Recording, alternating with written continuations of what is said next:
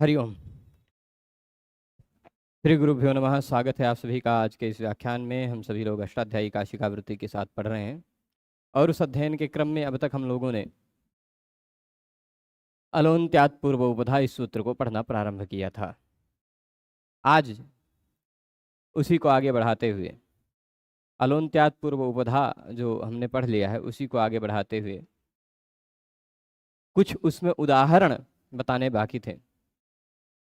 यदि आपको कल का विषय ध्यान हो तो कल का विषय यदि आपको ध्यान हो तो आप इतना ध्यान रखे होंगे कि टी किसे कहा जाता है और उपधा किसे कहा जाता है। समझा होगा आपने टी क्या है और उपधा क्या है, टी और उपधा इन दोनों में अंतर क्या है, ये बात आपने समझी होगी। टी क्या है?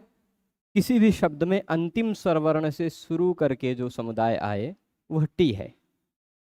जैसे दशरथ में अंतिम स्वरवर्ण अ से शुरू किया जाए तो अ ही है टी, पर राजन में अ से शुरू किया जाए मतलब अंतिम स्वरवर्ण से शुरू किया जाए तो अन हो जाएगा टी, है ना। टी एक वर्ण का भी हो सकता है, दो वर्ण का भी हो सकता है, परंतु उपधा केवल एक ही वर्ण का होगा। उपधा क्या होगा? केवल एक ही वर्ण का होगा। अच्छा, टी जो है वह अंतिम स्वरवर्ण से प्रारंभ होगा, पर उपधा कब प्रारंभ होगा? उपधा जो है ना अंतिम से दूसरा वर्ण रहेगा, केवल एक ही वर्ण का होगा। ठीक है, अंतर दोनों का स्पष्ट हो रहा है। अब कह रहे हैं धात्वादौ वर्ण समुदाये अन्त्यात् अलह पूर्वो यह वर्णः सोलेवोपधा संज्ञो भवति। यहां समझना है कि धातु इत्यादि में अथवा किसी भी वर्ण के समुदाय में, वर्ण समुदाय यानी दो या दो से अधिक वर्ण हो, है ना, तभी तो समुदाय होगा। अकेले का समुदाय तो होता नहीं। समुदाय होना है तो कम से कम दो या दो से ज्यादा हो। तो वर्ण समुदाय में धातु इत्यादि हो या वर्ण का समुदाय हो, वहां पर अंतिम अल से, अंतिम वर्ण से पूर्व में जो वर्ण है वह वर्ण ही सह अल एव वह वर्ण ही उपधा संज्ञक होता है। उसी वर्ण को उपधा के नाम से जाना जाता है। अच्छा, इसमें एक बात और है। वह बात क्या है कि सोलेवोपधा संज्ञो भवति, इसमें बात एक और है। वह बात क्या है कि मैं जब इसको पढ़ाता था, अभी भी पढ़ा ही रहा हूं, पहले पढ़ाते समय इसको मैं दूसरे तरह से अंग्रेजी में शब्दावली में बता देता था, सेकेंड लास्ट वर्ण। ठीक, क्या? सेकेंड लास्ट वर्ण।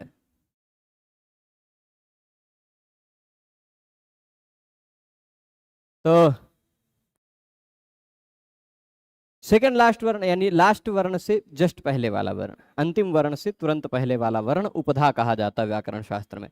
जैसे उदाहरण दे रहे हैं, पच पठ, इसमें अ है उपधा। उपधा क्या है? पच और पठ में। पच में पठ में तीन वर्ण है, प अ च, है ना। पच में कितने वर्ण है? तीन वर्ण है, प अ च। तो अंतिम वर्ण क्या हुआ? च। अंतिम से पहले वाला वर्ण क्या हुआ? अ। वही अ है, अकार है उपधा। भिद और छिद, इसमें पहला वर्ण क्या है? भ और छ। अंतिम वर्ण क्या है? द और द, है ना। पर अंतिम से तुरंत पहले वाला वर्ण कौन सा है? आप कुछ लोगों को द से पहले भ दिख रहा होगा, छ दिख रहा होगा, पर नहीं है। द से पहले ई है, यहां भी द से पहले ई है। तो यहां क्या हो गया? उपधा में इकारः। बुध युद्ध में उकारः, है ना। स्पष्ट समझ रहे हैं? वृत वृद्ध में ऋकारः। ये उपधा आप समझ रहे होंगे। अब अलह इति किम। अच्छा, सबके नाम में भी ऐसे उपधा खोजा जा सकता है। जैसे अरुण, अरुण में अंतिम वर्ण है अण, अ। अंतिम वर्ण क्या है? अ, अणा के बाद वाला अ। और अंतिम से जस्ट पहले वाला वर्ण क्या है? अण। तो अरुण नाम कैसा है? अणोपध है। णोपध मतलब इसमें अंत में उपधा में ण है। ठीक। रुद्र, इसमें अंतिम वर्ण अ, अंतिम से पहले वाला र, तो ये हो गए रेफोपध अथवा रोपध कहा जा सकता है। ठीक है, समझ रहे हैं। राम मोपध है, म उपधा में है। घट, घट घ अ ट अ, अंतिम वर्ण अ, अंतिम से पहले वाला वर्ण ट, उपधा क्या है ट। ठीक, तो वो हो गया टोपध, ट उपधा में है जिसके, वो टोपध। ठीक है। अच्छा, ये टोपध नोपध मोपध इत्यादि सुन सुन करके हंसेंगे नहीं कि ये भाषा है व्याकरण में। मुझसे एक व्यक्ति मतलब व्याकरण के जानकार थे, वो कहे कि आपका नाम अरुण है कि अरुण, तो हमने कहा नोपध नहीं णोपध है। मतलब उपधा में न नहीं है, उपधा में ण है। सामने वाला व्यक्ति व्याकरण पढ़ा था तो वो समझ गया, है ना। तो ये भी एक भाषा है, नोपध णोपध। आगे आप पढ़ेंगे ही अदुपध, इदुपध, उदुपध, ऋदुपध। अ है जिसके उपधा में वह अदुपध कहलाएगा। इक है उपधा में जिसके, वह इगुपध कहलाएगा। ठीक है। तो अब प्रश्न उठ रहा है यहां, अलह इति किम, यही प्रश्न उठा था, इसी का उत्तर देना बाकी था, है ना। कल व्याख्यान विलंबित हो रहा था तो इसलिए हमें रोकना पड़ा था। तो प्रश्न कह रहे हैं कि अल अर्थात अल वर्णों में अंतिम से पूर्व की उपधा होती है। ठीक, यहां शिष्टः, शिष्टवान, शिष्टः, शिष्टवान, इन उदाहरणों में आप देखेंगे तो होता क्या है। शिष्टः, शिष्टवान, इन दोनों उदाहरणों में यदि अलह न कहा होता, अलह न कहा होता तो होता क्या, अंत्यात् पूर्व उपधा, अंतिम से पूर्व में जो है वह उपधा है ना। अंतिम से पूर्व में जो है वह उपधा है, यही तो अर्थ निकलता। तो अंतिम से पूर्व में तो बहुत कुछ है ना। श भी, यहाँ शिष्टा हमें टा से अ से पूर्व में श भी है, श भी उपधा होने लगता, ई भी उपधा होने लगता, श भी होने लगता उपधा, है ना। तो वही कह रहे हैं शिष्टा इत्यादि में अलोन्त्यात पूर्व उपधा में यदि अलह न रखे होते तो समस्या आती। समस्या समझ रहे हैं।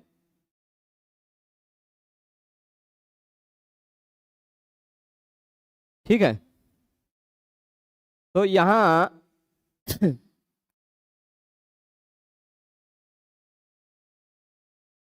अच्छा, रामम एक शब्द बन गया, रामम बिना का गति। ठीक, चलेगा। तो रामम है, रामम में म अंतिम वर्ण है, उपधा है अ, है ना। ऐसे सभी शब्दों में आपको देखना है। उपधा इस शब्द का प्रयोग भगवान पाणिनि ने 40 से ज्यादा सूत्रों में किया है। ठीक, ऋदुपधस्य चाक्ल, ऋदुपधा चाक्लृपि श्रुतेः, उगंत लघुपधस्य च, उपध उपध दिखाई पड़ेगा आपको। ठीक, तो पोरदुपधात,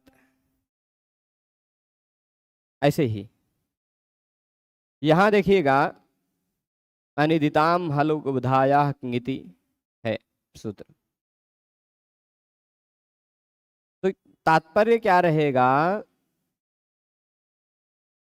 कुछ, हाँ, अलोन्त्यात पूर्वोपधा, इसमें अच्छा एक व्यक्ति कह रहे हैं कि गुरुजी आज आपसे बात हुआ जी, होता है ऐसे, कभी कभी हो जाता है ना। तो पर प्रयास ये हो कि यदि कुछ कार्य न हो तो फोन न किया जाए, है ना। जिससे आज दिन में कम से कम 35 से 40 फोन ऐसे हैं जिनको मैंने नहीं उठाया है। हो सकता है उसमें कुछ आवश्यक भी रहे हों, और यदि मैं सब उसी कोई आवश्यक होगा ऐसा सोचकर सब उठाने लग जाऊं तो मैं तो कुछ कर ही नहीं पाऊंगा। तो बहुत सारे फोन आते हैं, पर कभी कभी कुछ उठ जाता है। ठीक है, देखिए एक संजू पांडे जी वो कह रहे हैं गुरु जी उपधा क्या है। अभी अभी जुड़े हैं क्या आप? संजू क्या है ये बताइए। ठीक है, आपने पूछा उपधा क्या है, तो मैं पूछा संजू क्या है, तो आप कहेंगे मेरा नाम है, तो मैं भी कहूंगा उपधा भी किसी का नाम है। ठीक है, तो जैसे संजू आपका नाम है, वैसे ही उपधा भी व्याकरण शास्त्र में किसी का नाम है। किसका नाम है? किसी भी शब्द में पकड़ लीजिए, अंतिम से दूसरा वर्ण का नाम है उपधा। यही तो बता रहा था अभी तक। जैसे अरुण में अंतिम वर्ण अ, उपधा में अणा, तणा का नाम हो गया उपधा, अंतिम से दूसरा वर्ण। ठीक है, संजू में अंतिम वर्ण उ, उपधा है ज, अंतिम से दूसरा वर्ण। ठीक है, चलेगा, यही कहा जाता है उपधा। स्पष्ट है? अब आगे प्रश्न उठ रहा है कि शिष्टः शिष्टवान समुदायात् पूर्वस्य माभूत। शिष्टा शिष्टवान इन उदाहरणों में समुदाय से पूर्व का न हो जाए। तात्पर्य क्या है? साशु अनुशिष्टौ से निष्ठा प्रत्यय लग करके शिष्ट बन गया, परंतु अकार सकार इत्यादि समुदाय से पूर्व। मतलब क्या है? शिष्टा में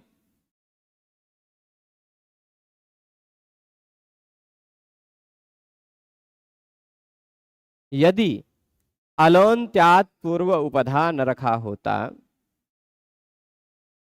तो होता क्या?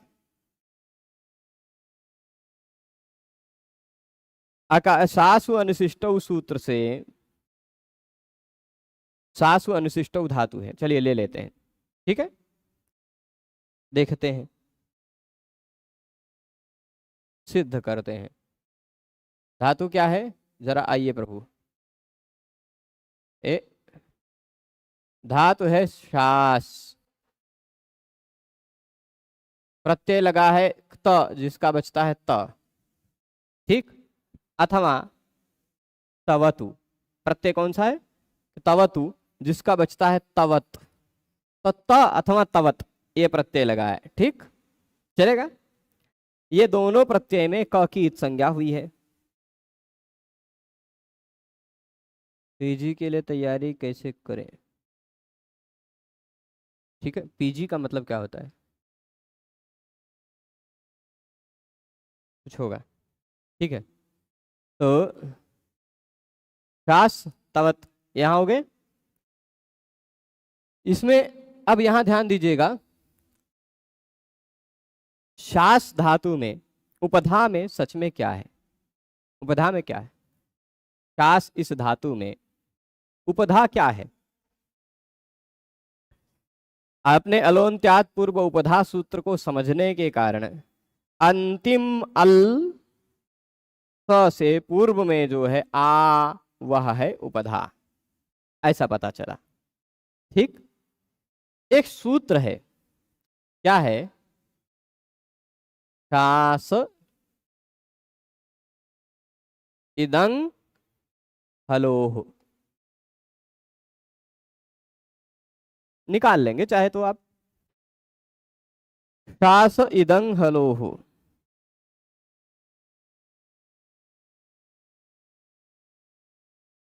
6434 नंबर का सूत्र है।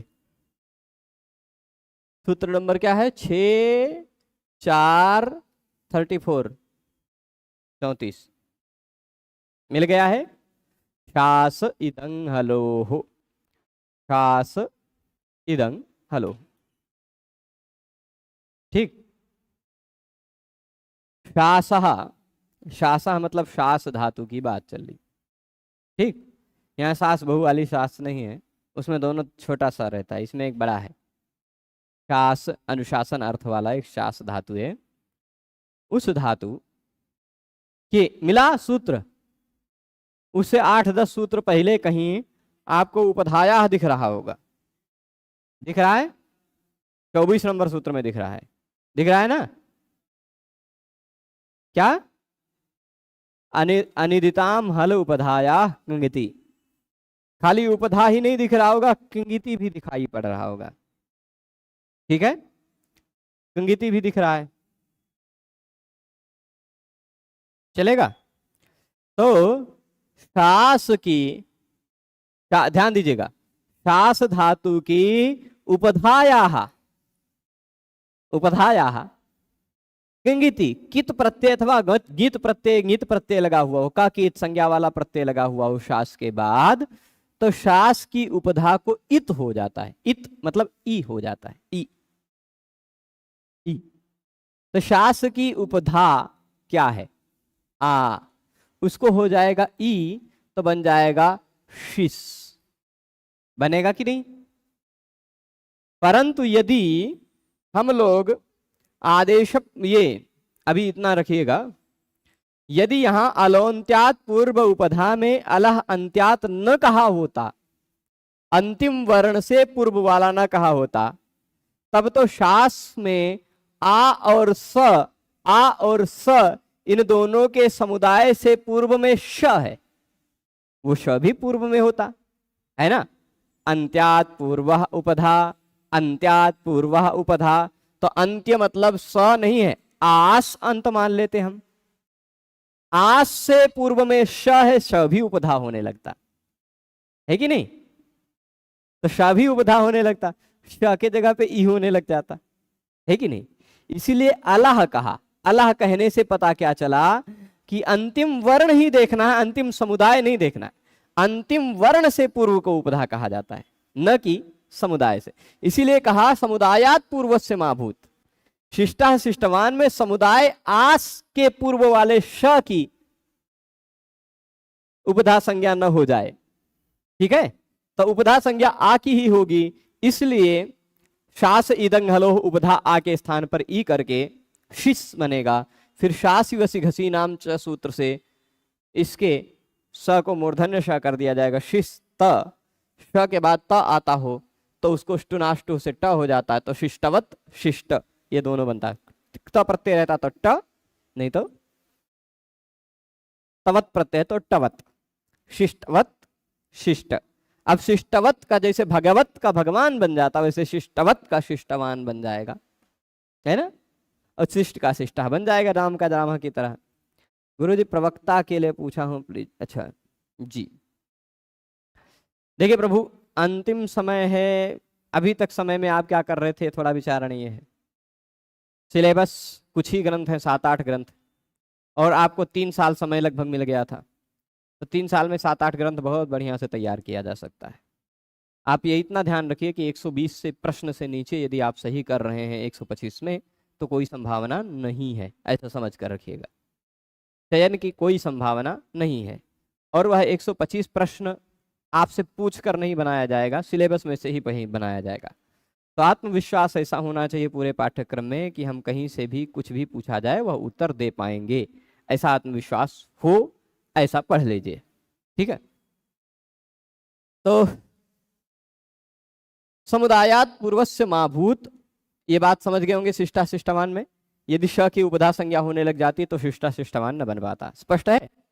अब अत उपधा प्रदेशा, अत उपधाया इत्येवमादयः, उपधा के प्रदेश कौन से हैं, कहाँ कहाँ भगवान पाणिनि ने उपधा शब्द का प्रयोग किया है, तो उसका उदाहरण दे रहे हैं कि अत उपधाया इत्यादि सूत्रों में। ठीक, अत उपधाया इत्यादि सूत्रों में कई जगह पद का बात की गई है। जैसे आगे दूसरे पाद में उदुपधात भावादि कर्मणोर अन्य तरस्याम पढ़ेंगे, नोपधात थफांताद्वा पढ़ेंगे, रलो व्युपधात धलादेह संश्च पढ़ेंगे, छल इगुपधाद अनिटः सह पढ़ेंगे, पोरदुपधात पढ़ेंगे, ऋदुपधात चाक्लिर प्रचिरते पढ़ेंगे, इगुपधज्ञा प्रीकिरः कह पढ़ेंगे, पध उपध सुनाई जगह सुना, अन उपधा लोपिनोन्यतरस्याम पढ़ेंगे, वर्णाद अनुदात्तात्तोपधात्तो नः, फिर सांगाच्चोपसर्जनाद संयोगोपधात, जातेरस्त्री विषयादयोपधात, सूत्राच्च कोपधात, कोपधाच्च कोपधादण, है ना, ऐसे बहुत सारे मिलेंगे। ठीक है, जहां उपध उपध उपध उपध रहेगा, चलेगा। तो उपधा प्रदेशा भी समझ गए। उपधा क्या है यह आप, मुझे लगता है कि अब बढ़िया से समझ गए होंगे। इसका बार बार प्रयोग आएगा व्याकरण में, सैकड़ों जगह प्रसंग आएगा जहां उपधा कहा जाएगा। तो आपको उपधा का मतलब क्या समझना है, अंतिम से दूसरा वर्ण। स्पष्ट है। अब आ जाते हैं तस्मिन्निति निर्दिष्टे पूर्वस्य,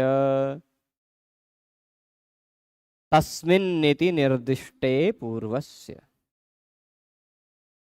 यह जो सूत्र है, यह सूत्र है परिभाषा सूत्र। कैसा सूत्र है, परिभाषा सूत्र।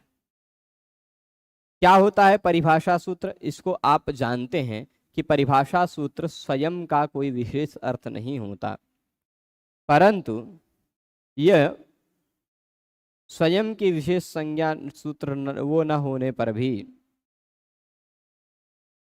कुछ विशेष न होने पर भी ये, अच्छा एक मिनट, हम एक चीज भूल गए थे ये बताना। गुरुजी मैं शॉर्ट्स अगर रेडी करूं तो आपको कहाँ सेंड करूं या अपलोड कैसे करूं? करते रहिए आप, शॉर्ट्स अपलोड करके मुझे शॉर्ट्स तैयार जैसे हो जाए आप मुझे टेलीग्राम पर भेज सकते हैं, ईमेल पर भेज सकते हैं। और यदि कुछ लोग शुरुआत में 2-3 दिन लगातार कुछ कुछ शॉर्ट बनाकर भेजे, फिर तो मैंने उनको अपने चैनल पर अपलोड करने वाला भी बना दिया, चैनल का एक्सेस भी दे दिया, फिर उसके बाद फिर उन लोगों ने बनाना बंद कर दिया, भूल गए, व्यस्तता होती है सबकी। जब तक आप कर पाए तब तक करें, कोई वो नहीं है। ठीक है, तो ईमेल के माध्यम से संपर्क कीजिएगा, संपर्क हो जाएगा। अच्छा, उपधा संज्ञा जो है ना, और टी संज्ञा है, टी। मैं ये बताना भूल गया, अभी तक जो सूत्र हम पढ़ते थे, जो भी संज्ञा पढ़ते थे, उन संज्ञाओं को अन्य 2 व्याकरणों में क्या कहा जाता है, मेरे द्वारा पढ़े हुए वो भी बताते रहते थे। तो टी संज्ञा जो थे, टी अंतिम से पहले, मतलब अंतिम स्वरवर्ण से शुरू करने वाला, अंतिम स्वरवर्ण से शुरू कर दीजिए जो कुछ भी है, उसको क्या कहा जाएगा, उसको टी कहा जाता है पाणिनीय व्याकरण में। और टी कहा जाता है क्या, पाणिनीय व्याकरण में हेमचंद्र ने कोई संज्ञा नहीं की है उसकी। ठीक, पाणिनि जी कहते हैं डित प्रत्यय परे रहने पर टी का लोप होता है, टी का लोप होता है, भस्य टेर लोपः ऐसा कहते हैं, टेह कह देते हैं। ठीक, पर ये टेह नहीं कहते हैं, ये क्या कहते हैं, डित्यंत्य स्वरस्यादेह, डित्यंत स्वरादेह ऐसे करके, डित्यंत्य स्वरादेह, अंत्य स्वरादेह, अंतिम स्वर से शुरू होने वाले समुदाय को सीधे ऐसे कह दिया है, संज्ञा नहीं की। ठीक, अंतिम स्वर से शुरू होने वाले समुदाय को लोप करो, टी का लोप करो, ऐसा नहीं कहा। ठीक है, तो हेमचंद्र ने संज्ञा का विधान नहीं किया है। हाँ, हरिनामामृत व्याकरणकार ने संसार संज्ञा की है। कौन सी संज्ञा की है, संसार, जिसको पाणिनि व्याकरण में टी कहा जाता है, हरिनामामृत व्याकरण में उसी को संसार कहा जाता है। अच्छा, संसार भगवान का नाम है क्या? वो सब कुछ भगवान का नाम ही करते जाते हैं, सही बात है। सम्यक सारः संसारः, अच्छा सार जो है वही संसार है। तो अच्छा सार क्या है, भगवान ही तो हैं, तो इसलिए भगवान नामता हो जाएगी।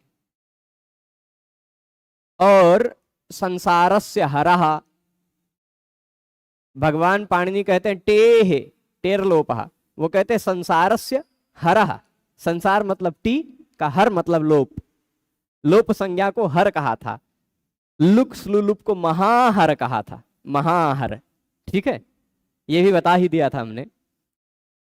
टी को कहा है संसार, संसार का हर होता है, संसार को ए होता है, ऐसा कुछ कह देंगे, ठीक है।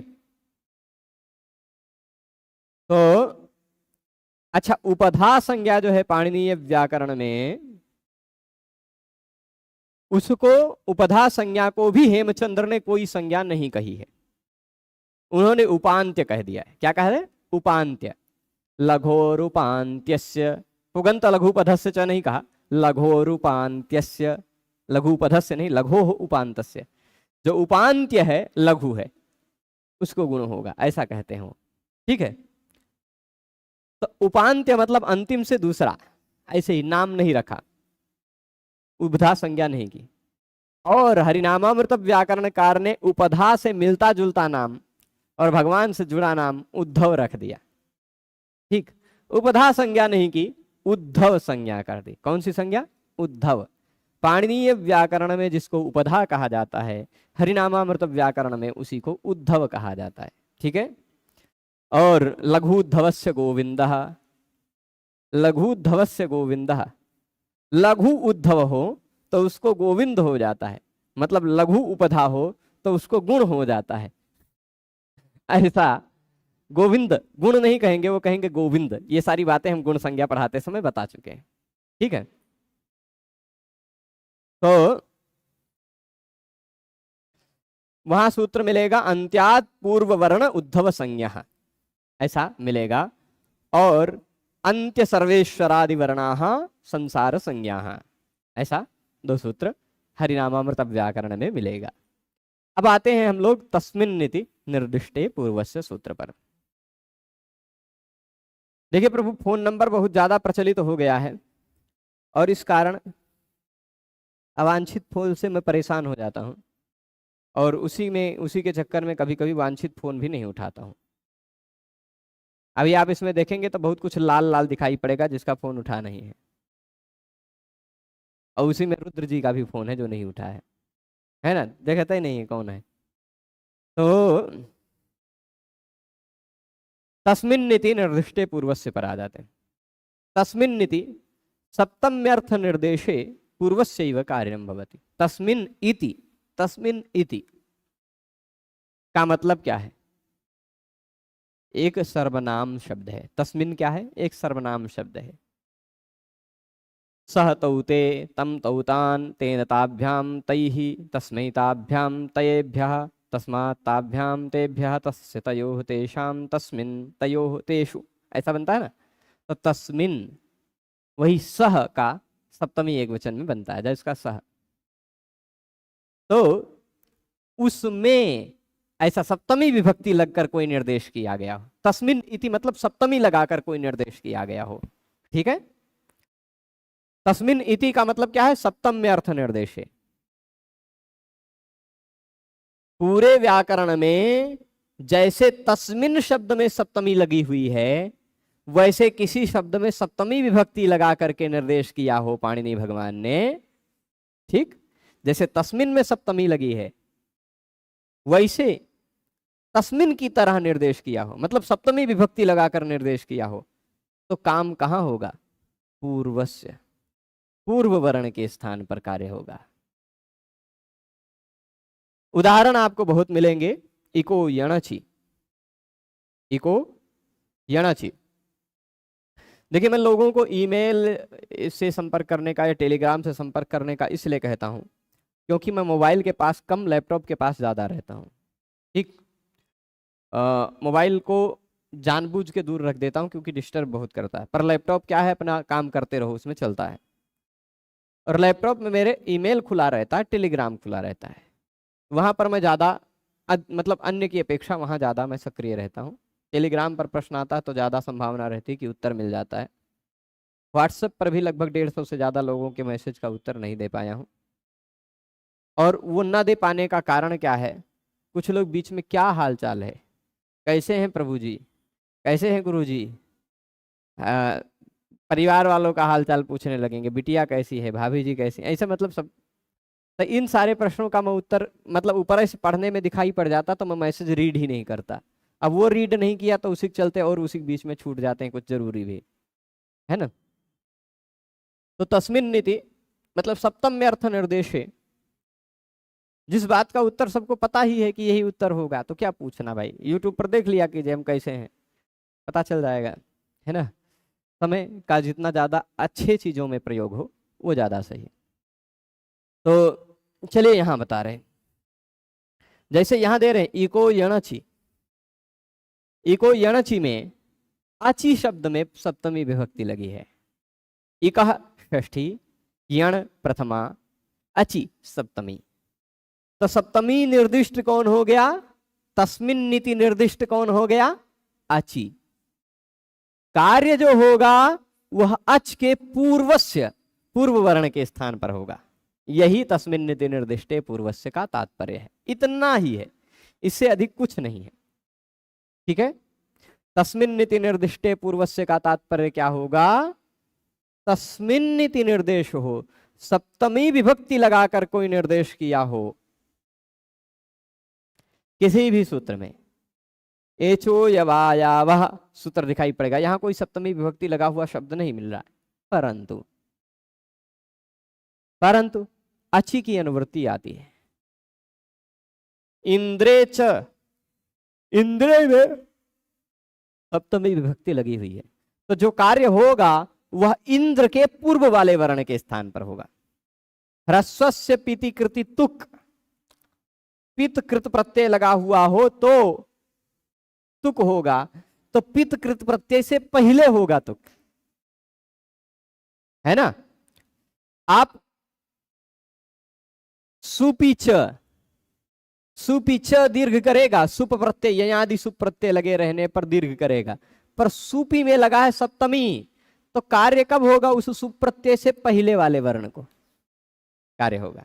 ठीक है, सप्तमी विभक्ति लगा करके पूरे व्याकरण शास्त्र में किसी भी सूत्र से कोई भी कार्य हो रहा है, समझिएगा, पूरे व्याकरण शास्त्र में कोई भी सूत्र कोई भी कार्य कर रहा है, कार्य करने वाला यदि सूत्र है तो उस सूत्र में कार्य किसके स्थान पर हो यह संदेह न हो, इसलिए भगवान पाणिनि 3 प्रकार का निर्देश करते हैं।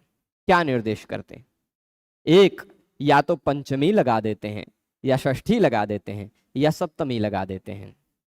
ठीक, ऐसे ही समझिएगा। 5, 6, 7 कार्य होगा किसके स्थान पर, 6 के स्थान पर। उसके लिए आप सूत्र समझ चुके हैं, षष्ठी स्थाने योगा, षष्ठी लगेगा कहीं तो आप स्थाने जोड़ लीजिए। तो यहां भी षष्ठी लगा हुआ है ना पूर्वस्य, तो उसके साथ आप स्थाने जोड़ दीजिए। सप्तमी निर्देश के द्वारा जो कोई कार्य हो रहा है वह पूर्वस्य स्थाने, पूर्व के स्थान पर होगा। ठीक, स्थाने जोड़। अच्छा, सप्तमी से पूर्व में है ना, तो सप्तमी लगा हुआ हो तो कार्य उससे पूर्व वाले के स्थान पर होगा, पंचमी लगा हुआ हो तो कार्य उसके बाद वाले के स्थान पर होगा क्योंकि 5 के बाद 6 है, तो पंचमी लगा रहने पर कार्य उसके बाद वाले वर्ण के स्थान पर होगा। 7 से पहले 6 है तो कार्य 6 के स्थान पर ही होगा। कार्य किसके स्थान पर होगा, 6 के स्थान पर। 5 लगा हुआ है पंचमी, जैसे गमो ह्रस्वात, अच्छी गमो नित्यम, ह्रस्वात कह दिया ना, तो उदह स्था स्तंभो पूर्वस्य, उदह कह दिया, है ना। ऐसे कहीं भी पंचमी लगा है तो कार्य षष्ठी के स्थान पर होना है, पंचमी के बाद वाले वर्ण के स्थान पर होगा। अगर सूत्र में कहीं सप्तमी लगा है, इको यणची, तो सप्तमी से पहले वाले वर्ण के स्थान पर होगा। ठीक, अब इकह यणची में इकह है षष्ठी, अची है सप्तमी, तो कार्य कब होगा, आज से पहले वाले वर्ण के स्थान पर होगा। किसके स्थान पर होगा, इक के स्थान पर होगा। इक में लगा है षष्ठी, तो इक के स्थान पर कैसे इक के स्थान पर कार्य होगा, जो अच से पहले आता हो। ठीक है, समझ रहे हैं। ऐसे शॉर्टकट में पाणिनि जी कुछ कुछ बातें कहते हैं। अब पूरे एक जगह बता दिया इन्होंने कि मैं पूरे व्याकरण में कहीं भी सप्तमी लगाऊंगा तो सप्तमी का मतलब क्या समझ लेना, काम उसके पहले के स्थान पर होगा, काम उससे जस्ट पहले में जो है उसी के स्थान पर होगा। षष्ठी लगाऊंगा तो षष्ठी स्थाने योगा में बता चुके हैं, काम उसी के स्थान पर होगा।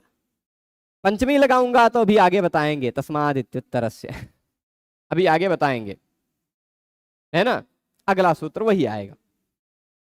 ठीक है, तो पंचमी अगर भगवान पाणिनि लगाए हैं कहीं भी सूत्र में तो काम कहां होगा, तुरंत उसके बाद वाले वर्ण के स्थान पर।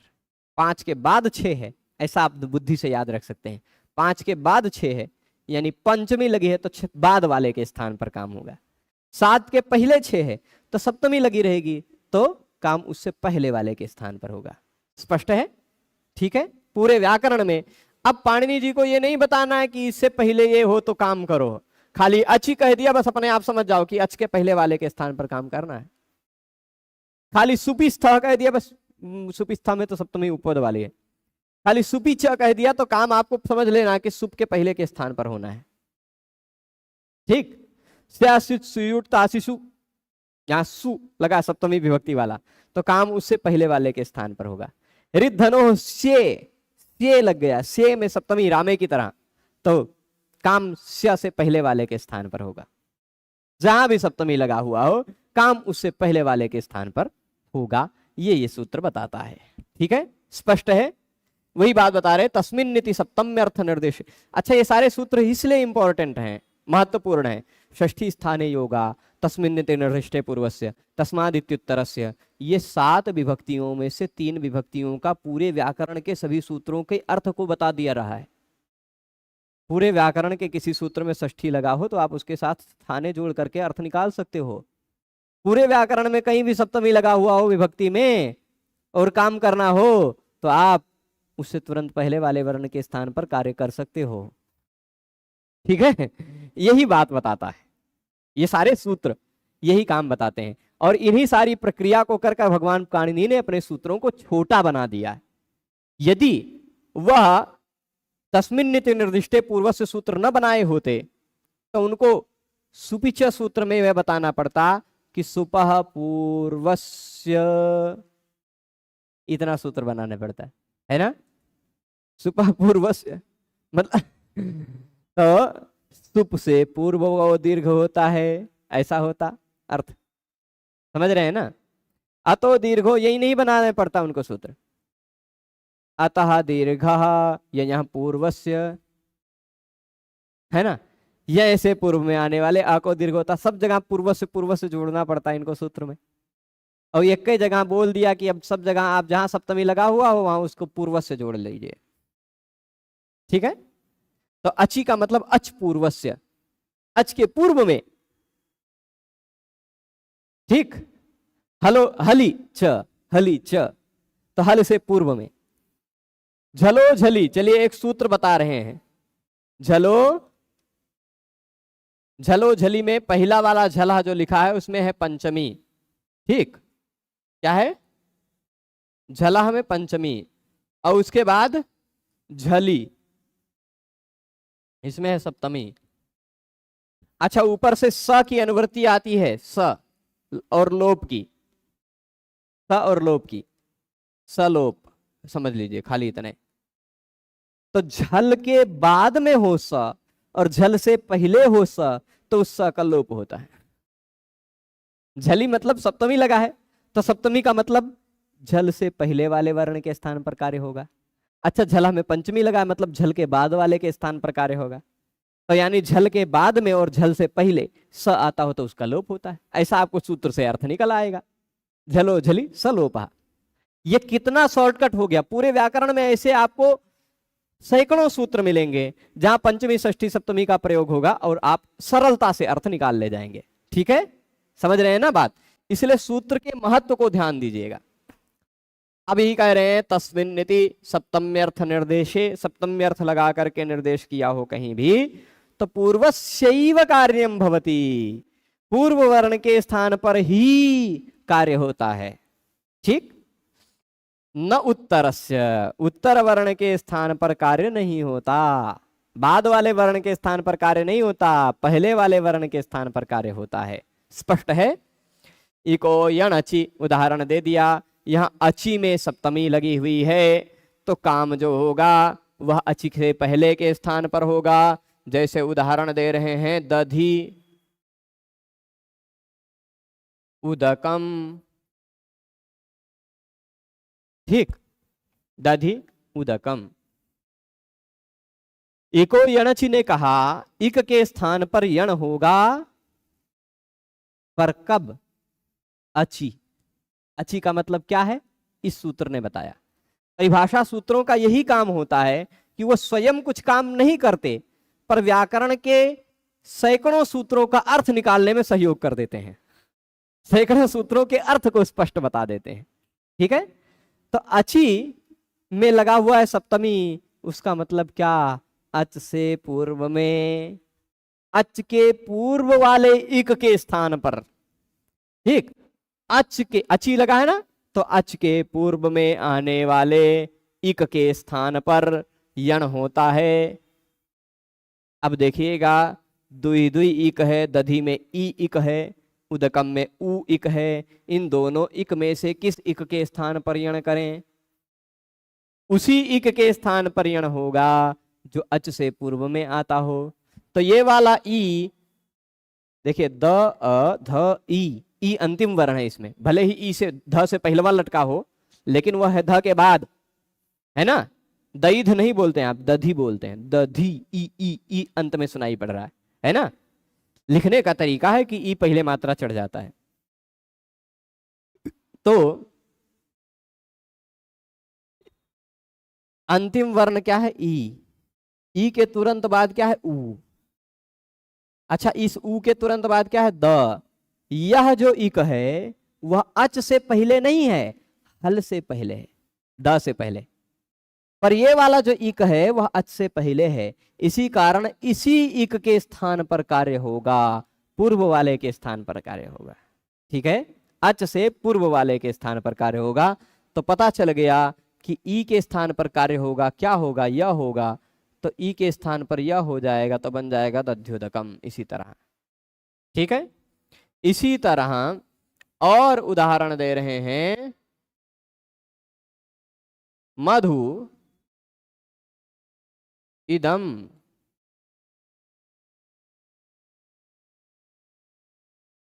यहां भी आप देखिए, एक इक ये, एक इक ये, पर इन दोनों इक में से ऐसा इक को काम होगा, ऐसे इक के स्थान पर कार्य होगा जो इक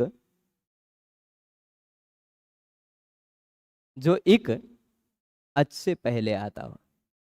ठीक, तो ये वाला इक अच से पहले है, इस अच से, ठीक, ये अच है, इस अच से पहले ये इक है। ठीक, स्पष्ट है ना। तो उसी तरह पर इस इक को आप देखिए, इस इक को आप देखिए, यह जो स्वर वर्ण है, यह जो इक वर्ण है, उससे तुरंत बाद व्यंजन आ रहा है, इसलिए इसके स्थान पर कार्य नहीं होगा। तस्मिन् नीति निर्दिष्टे पूर्वस्य सूत्र के अनुसार जो कार्य होना है वह कार्य इस इक के स्थान पर होगा। समझ रहे हैं बात? तो इसी इक के स्थान पर, ऊ के स्थान पर संधि के नियम के आधार पर हो जाएगा वह, तो बन जाएगा मध्विदम। ठीक है, स्पष्ट है। अगला उदाहरण दे रहे हैं पचत्योदनम। चलो पकाते हैं, चावल पकाते हैं। पचति मतलब पकाता है, और क्या? ओदनम यानी चावल। इन दोनों शब्दों को सिद्ध करते हैं। यहां भी तो संदेह नहीं है, यहां एक ही इक है, और संयोग से वह इक अच से पूर्व में है। अची में सप्तमी लगी है ना, अची में, इको यणचि में अची में सप्तमी लगी है, तो जो काम होगा वह अच से पूर्व के स्थान पर होगा। अच ये रहा ओ, उससे तुरंत पूर्व में है ई, उस ई के जगह पे हो जाएगा य। तो ई के जगह पे यह करने के लिए त बच जाएगा आधा, ई के जगह पे यह आया, जुड़ गया, बच गया पचत्योदनम, बन जाएगा पचत्योदनम। स्पष्ट है। ये तीनों उदाहरण स्पष्ट हो गए। तो निर्दिष्ट ग्रहणम आनंतर्यार्थम, निर्दिष्ट ग्रहणम आनंतर्यार्थम अग्निचिदत्र इति व्यवहितस्य मा भूत। निर्दिष्ट ग्रहण क्यों किया गया? तस्मिन नीति पूर्व से खाली इतने कहते, ठीक।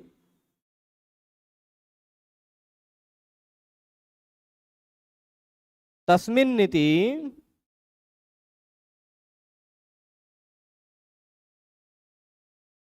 खाली इतने कहते, तस्मिन नीति पूर्वस्य। निर्दिष्टे क्यों कह रहे हैं? निर्दिष्टे कहेंगे तभी पता चलेगा कि पूरे व्याकरण में कहीं भी सप्तमी विभक्ति लगा करके निर्देश किया जा रहा हो, तभी तो पता चलेगा ना। निर्दिष्टे नहीं कहेंगे तो खाली इतना ही समझ में आएगा, ठीक है। तो निर्दिष्ट ग्रहणम आनंतर्यार्थम, आनंतर्य के लिए, आनंतर्य मतलब अनंतर, तुरंत बाद में आए, ऐसा अर्थ लिखना है ना। अनंतर मतलब बाद में, यानी सप्तमी निर्दिष्ट जो है शब्द वह तुरंत बाद में आना चाहिए, ऐसा अर्थ लेने के लिए। जैसे अब उदाहरण दे रहे हैं अग्निचिद अत्र, देखिए उदाहरण क्या ले रहे हैं, अग्नि चिद और उसके बाद अत्र, ता को झलाम जो सुनते से हो जाएगा द, बन जाएगा अग्निचिद अत्र। यहां देखिए इक है, ई, उसके बाद में अच भी है, परंतु इस ई के तुरंत अनंतर नहीं है। ई के अनंतर द है, द के अनंतर आ है।